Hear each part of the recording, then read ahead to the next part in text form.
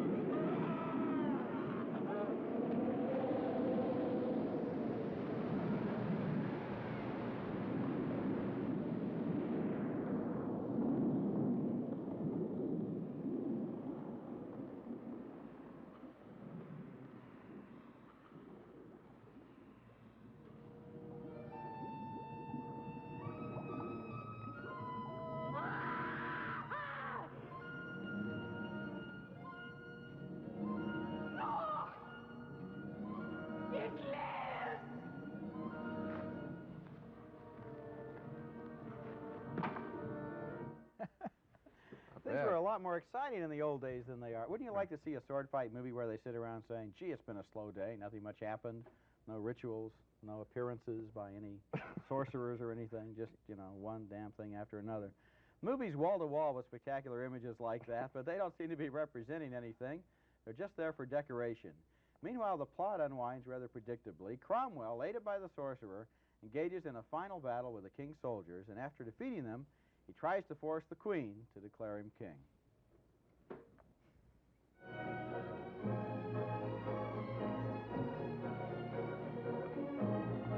Henry!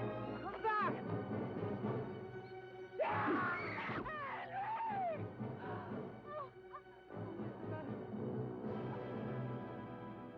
You... No, no, no, no!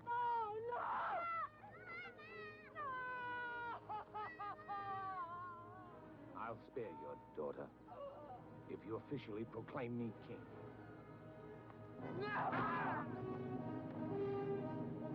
Pull it out!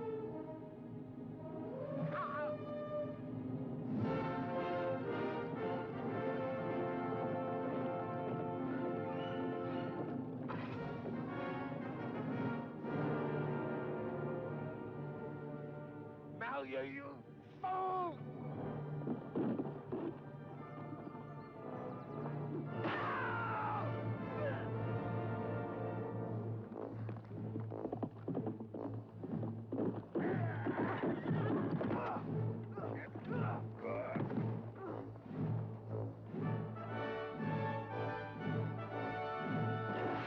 That's a great sword. Later on in the movie, it turns out to It can project its blades. Don't tell everything. I won't tell everything, but this sword could have been designed by the same guy. Q, was it, on James Bond, who invented all of his gimmicks? Very good. Well, that scene was a great-looking scene, too. Indeed, The Sword and the Sorcerer is a great-looking film.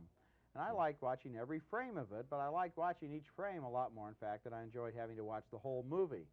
Why is that? Because the movie cares a lot more about its visual effects than it does about establishing interesting characters or making any sense. The movie has the usual assortment of sword and sorcerer, S&S ingredients, damsels in distress, heroic young knights, exploding magic spells, torture dungeons, poisonous snakes. To tell you the absolute truth, though, Gene, half of the time I couldn't figure out what was supposed to be happening in this movie, and I don't think some of the characters were very sure either. Well, I absolutely enjoyed the film. You did? Well, yeah, I thought it was a lot of fun. I mean, those special effects were surprising. It takes a lot these days, I think, to surprise either one of us or dazzle us.